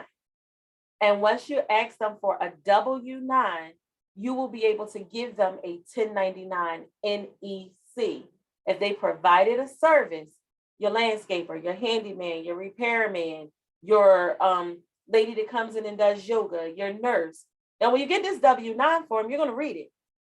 If they're an S corporation like we are, or if they're a C corporation, then you don't need to issue them a 1099. But if they're a sole proprietor, a single member LLC, a multi-member LLC, you do need to enter to give them a 1099. And if they're an attorney, you have to give attorneys 1099s irregardless. And my attorney friends and I laugh because so that they have a special rule for attorneys. Ms. Darlene, I'm so glad I can help you. Do I recommend you can file your business taxes yourself? Now, Alexis, you do know I get paid to file business taxes, right? But if you know anything about me, you do know that I'm also an honest person. So if you have the skill, the training, and the knowledge to file your business taxes, then go for it. But if you do not, then I suggest that you engage a professional that knows what they're doing. And I will tell you, I've been doing this since 2010, well, maybe a little bit before then, but I've been actually doing it as a business since then. And even when I prepare my return, I still send my return to a colleague to look at, just in case they can help me find something I can't see because I'm too close to it. So if I'm willing to pay another professional to assist me or pay them in the form of I do the same thing for them, I think that says what I think about it. Are we able to write off cars for full value again this year? Listen up. Let me tell you about depreciation. If you buy something, let's say you bought a car and it was $50,000 and you wrote that whole $50,000 off, you don't get to write off anything for it next year. But the IRS says a car is good for 5 years. So if a car is good for 5 years and you pay 50,000, you get to do 10,000, 10,000, 10,000. So if you know you only want to make more money, and I only talk with people that's going up, right? If we only going up and you write all your stuff off when you were not up as high as you're going, you know what's going to happen to you? You're going to end up owing more tax. And if you buy a car this year and then you write it all off, and then next year you use that again this year, because some people do go buy a new car every year. I don't know why you don't just lease a car in a business name and get a bigger tax break, but some people do that. And you know what happens when you sell that first car? Even though you're trading it in, the IRS has something called depreciation recapture. So you pay tax because the IRS lets you write off something in 1 year. You should have wrote off in 5 years. So now they're going to call that extra income, tax it at your regular tax rate, and you get no break. So I almost never advise people to go make large purchases and write them off in 1 year. I never tell my clients, do you want to save money in taxes? Go spend all your money. Because if you in a 20, let's say you in a 20% tax bracket, right? And I tell you to save money, and my suggestion is, oh, you want to save money in taxes? And you say, yeah, Shanita, I do. And you go off and you spend $10,000, right? And you're in a 20% tax bracket, you only going to save $2,000 in tax. So now you out of your pocket the $10,000 you spent, plus you still paying that tax. So it's not worth it. So that's not adequate tax planning. Now, when my one client got like a couple $100,000 the last day of the year, yes, I said, okay, you got 2 days left in the year and your children are sick and you can't go anywhere and you need to spend money because you need to spend money for the grant purposes anyway. That's the only time I ever encouraged anybody to spend. And then one client, bless her heart, she's not on here because I would have publicly embarrassed her. She decided to bless me. She was like, but I'm gonna need you to send me an invoice. I said, not a problem.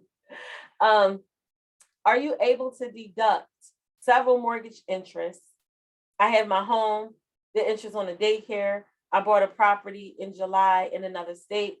You were able to deduct your interest for your primary home, your interest for your secondary or vacation home, and you're also able to deduct interest for that mortgage that you're paying on your business. So yes, make sure you're deducting all that property tax too while you're at it. Do I do one-on-ones? We do offer consultations.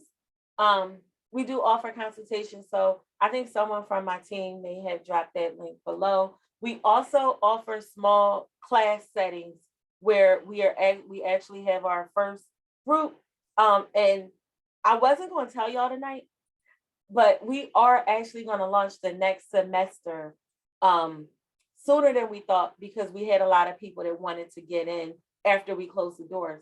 When I told them we was closing the doors in 4 days, they didn't believe me, and they didn't take advantage of it. So we are going to open the doors when we have a, I don't know, when we have a chance, but I am excited to do it. Can your home pay business to yourself? Can your home business pay rent to yourself? It can, but this is something that you definitely want to coordinate with an accountant, and you definitely want to recognize if Shanita owns a building, Shanita and Karan and their name, we own a building, okay? And Jones Taxes wants to rent that building. Jones Taxes is going to pay income to Shanita and Karan, and Shanita and Karan are going to have to claim that income on our tax return. So understand, in some cases, you're taking the rent, you're taking the money out of your right pocket, and you putting it into your left pocket. And I do realize that I used the opposite right and left because you're facing me. No, I didn't. I just had it wrong. That sounded good though. I won $17,000. Woohoo! I won the weekly jackpot. I was able to save over $17,000. How will I put that on my taxes? That is a form. It is part of, if we're preparing your taxes, that is a question we ask about. You should receive a tax form. If you receive a tax form for that, your tax professional will know how to put it. If you're doing your taxes yourself, then I suppose you will go through your software to determine. Oh, we have one of my CABA students here, Miss Crystal.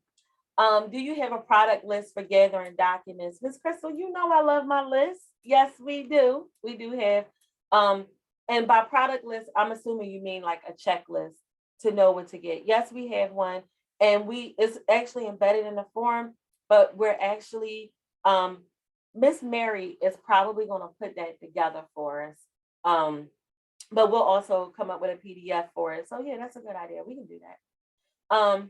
What about computers and laptops? Not sure what the question exactly is, Alexis, about computers and laptops. When I get to the end, if I still see your question or if you clarify it, I will go back and answer it. If you're asking if it's a business deduction, then I would say yes, if it's ordinary and necessary for you to have that in your business. Can we file medical payments and medications? You can, but in order for your medical deductions to actually count, you must itemize your deductions. And if you're under 65, you only get to claim the amount that's over 7.5% of your adjusted gross income. Oh, something fell. So I think it's my cat. So if your adjusted gross income is $200,000, right? If it's $200,000, you only get to begin deducting things once it's $15,000 or more. So if your adjusted gross income is $200,000, your expenses need to be more than $15,000. So if your expenses are $20,000, you only get the 5. So that is the IRS rule, and you must itemize your deductions in order to get it. But yes, over-the-counter medications are not included though. You missed what I said in regards to using your husband's credit card. We like to use our husband's credit card to cover your business expenses. Are we allowed to write those off since I do reimburse him? If you reimburse him, then this should be done through your business and we should have an expense to you, so we don't care how you paid it. You just want to keep that at a minimum. If you did not reimburse your spouse, then you want to keep that documentation so that, and I'm assuming that you're filing a joint tax return, excuse me, you want to keep that documentation of what that receipt was so that if the IRS ever asks you about it, you can prove it. Will you be able to receive a copy of the training? Yes, there will be a recording of the training. This one is long, so it's going to take a long time to render it. And if I cut out anything from the beginning, that'll take a little bit longer. Where do you get a copy of the EIN letter? You would get a copy of the EIN letter by calling the IRS, and they will not give you the original EIN letter. They will just give you this letter that says, thank you for requesting, and here's your number. If you want to confirm your entity status, you actually, the only way is to call them, or the only way is to call them, and then they'll actually tell you, but you need to ask, what are my filing requirements? And do I have anything outstanding? They won't just tell you file an S corp. I don't know why, that's just how they work. I do a home childcare, Amber says, and I also have a daughter who was a student. Can I file for the childcare credit for her? That is a good question. No. Unfortunately, if our childcare takes care of our child, we shouldn't be paying ourselves income for watching our own child or caring for our own child, educating our own child. And if we did, then theoretically we could. But the IRS rules, and it's in home, so I wouldn't do it. And if I had a client to ask me to do it, I would tell them I don't feel comfortable. I'm sure it's in a publication. I do remember reading it. I don't remember exactly where I read it, but I do know that the parents have to be working to qualify. And I do know that the parents actually have to pay childcare to qualify. So if you don't have proof that you paid yourself, that's the first, like, we don't even have to go any further. We don't even have to go too much further down the line because we already disqualified there. So I think I took care of all of our questions. If you are interested in, I have another chat box. And I had two people that had their hands raised. If you would like to, Reva and Diana, if you would like to type your question in a chat box, I'll be more than happy to answer it or get an answer to you. But I do want to recognize that your hand was raised. Thank you so much for your patience.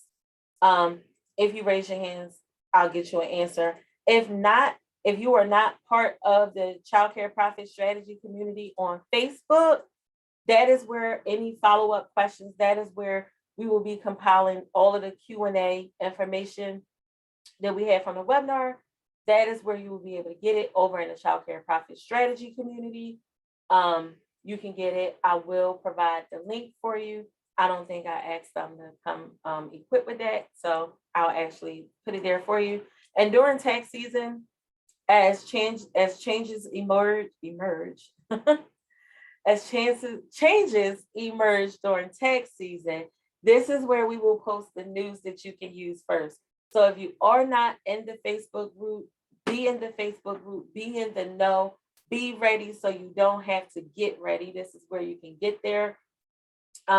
One more question just came in, and I think I got time for maybe two more questions because I can't see that people are still typing. If your business is owned by the vehicle, I write off personal miles as a fringe benefit. That's not a fringe benefit. If your vehicle is owned by the business, then the business should be actually taking the deduction. So you might be cheating yourself, Diana, if that's being done that way.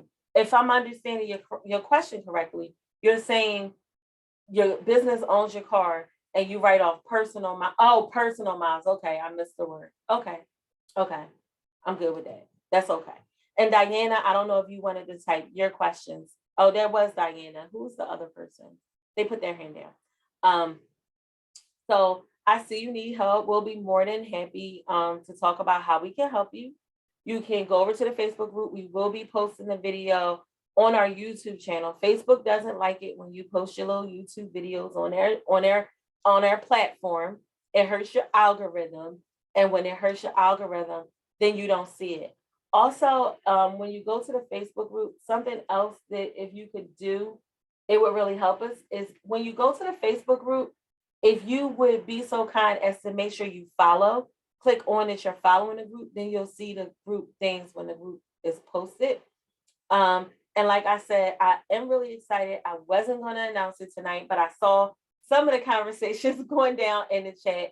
We are getting ready to launch another semester of CABA. And whether or not you need to be on payroll, that is going to depend on your entity type. Should you be on payroll? There is a video on our YouTube channel and in our Facebook group that tells you who needs to be on payroll and who shouldn't be on payroll. So I thank you so much for your time and your attention. I look forward to working with you. We're going to go ahead and call it a night. Welcome to tax season 2022, where our goal is that we shall always be ready so that we do not have to get ready. It's me, Shanita Jones, your Childcare CPA. Have a happy tax season.